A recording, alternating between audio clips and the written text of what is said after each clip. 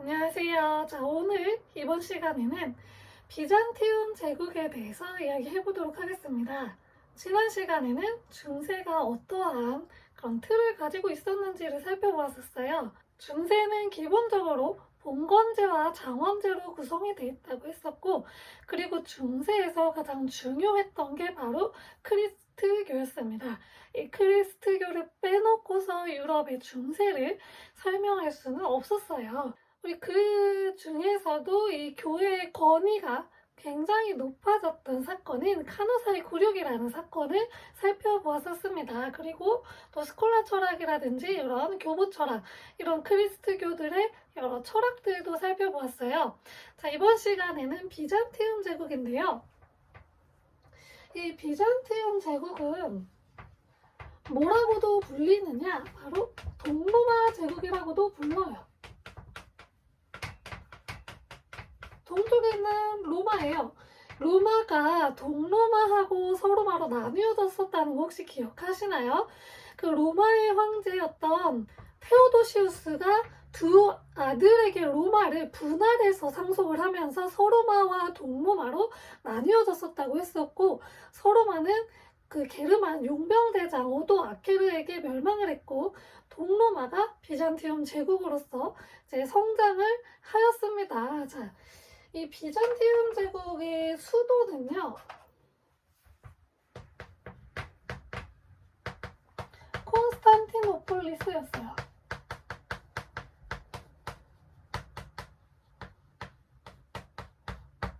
이 지역은 이제 유럽하고 아시아를 이어주는 그런 지역이에요. 지금 튀르키예에 있는 도시인데요. 이 유럽하고 아시아를 연결해주는 위치에 있어서 굉장히 물자 이동도 많이 있었고요. 그리고 교통의 요충지이기도 했습니다. 굉장히 좋은 곳에다가 수도를 삼았어요. 자, 이 비잔티움 제국의 대표적인 황제는요,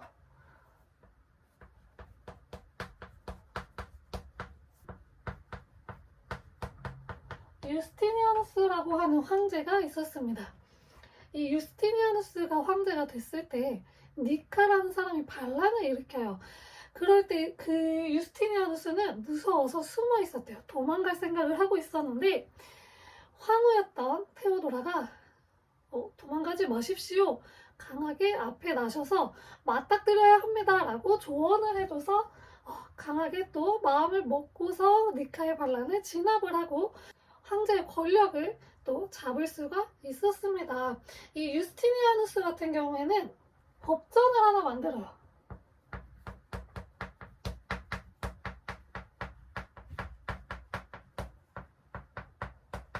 이 유스티니아누스 법전이 굉장히 중요해서 이후에 그 나라들의 법에 큰 영향을 끼쳤다고 합니다. 그리고 지금 이 콘스탄티노폴리스가 터키 이스탄불이거든요. 이곳에 중요한 유적을 하나 남깁니다. 바로 성소피아 성당인데요.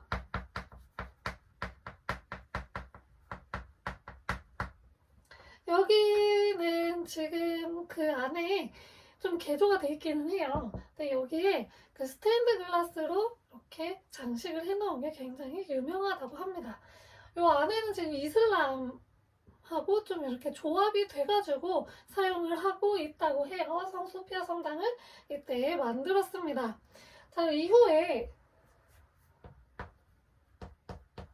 헤라클리우스라고 하는 황제 때는요,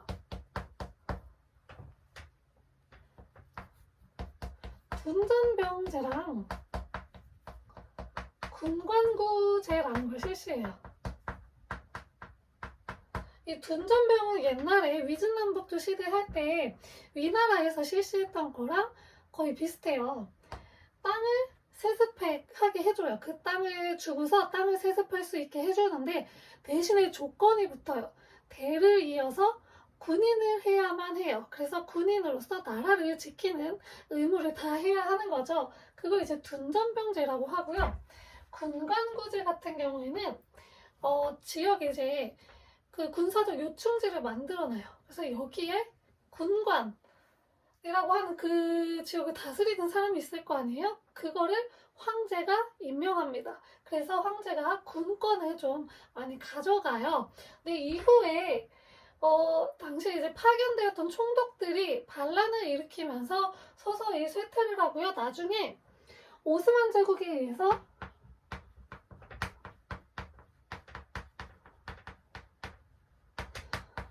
오스만 제국의 침략으로 멸망을 하게 됩니다. 그래서 비잔티움 제국은 이제 요 정도 좀 알아두면 좋고요. 이 비잔티움 제국에서 우리가 또 무엇을 봐야 하냐? 바로 문화를 봐야 돼요.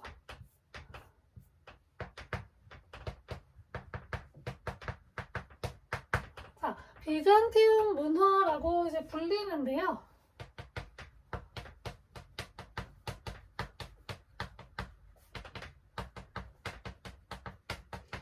이 비잔티움 제국의 좀 대표적인 그런 모습이 뭐가 있냐면 바로 황제 교황주의라는 게 있어요.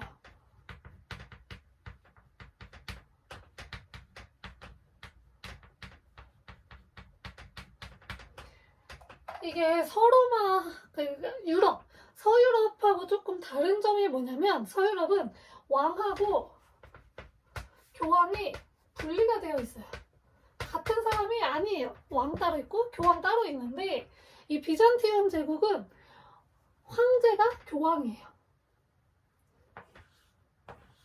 황제가 교황까지 같이 합니다. 그래서 황제가 정치하고 종교의 권리를 모두 다 가지고 오는 게 황제 교황주의예요. 그래서 이 수도였던 콘스탄티노폴리스의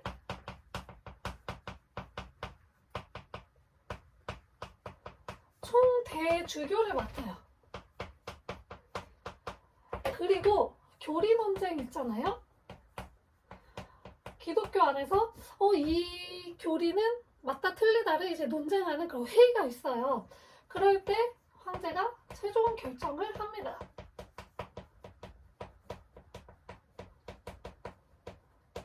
그래서 이 교회 안에서도 막강한 권력을 가지고 있었던 게 바로 이 비잔티움 제국의 황제입니다. 이 황제 교황주의 우리 로마 할 때 잠깐 언급이 한번 됐어요. 누구였냐면 콘스탄티누스 대제 때였어요.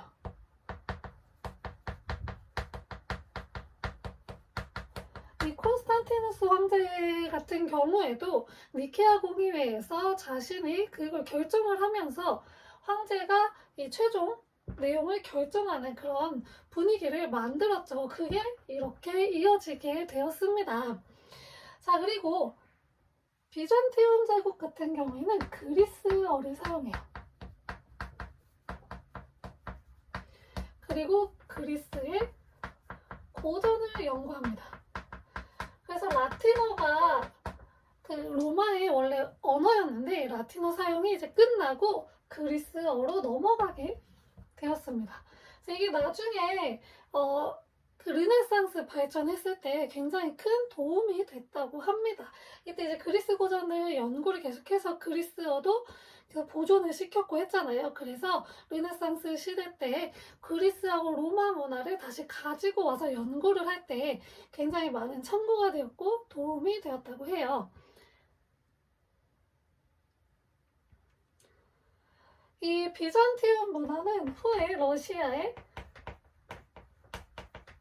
영향을 주게 되어서 러시아의 슬라브 문화권을 형성하게 되는데 굉장히 큰 도움이 돼요. 그리고 이 러시아의 키릴 문자가 있거든요. 키릴 형제가 만든 문자예요. 이 러시아 쪽이 원래 그 글자가 없어가지고 키릴 형제가 문자를 만들어서 이제 성경을 쓰기 시작을 한 거예요. 그래서 성경을 보급을 해야 되니까. 그래서 키릴 문자를 만들었는데 이 문자의 바탕이 된 게 무엇이냐? 그리스어입니다. 그래서 이 키릴 문자를 만드는 데도 큰 도움을 주었다고 합니다. 자, 오늘 배운 내용 정리 잠깐 하면 이 비잔티움 제국은 테오도시우스가 자식들에게 동로마 서로마로 나눠서 분할을 하는 바람에 생긴 동로마 제국이고요. 이 유스티아누스 황제 때 전성기를 맞이했고 이 유스티아누스 황제는 법전도 만들었고 그리고 성소피아 성당도 만들었다고 합니다. 그리고 헤라클리우스 황제 때는 둔전병제와 군관구제를 실시해서 이 군권도 다 가져오게 되었다, 황제가. 그래서 황제의 힘이 좀 막강해졌는데, 나중에 지역의 총독들이 이제 세력이 커지면서 반란을 일으켜서 좀 세력이 약해졌다가 후에 오스만 제국에 의해서 멸망하게 되었다고 합니다.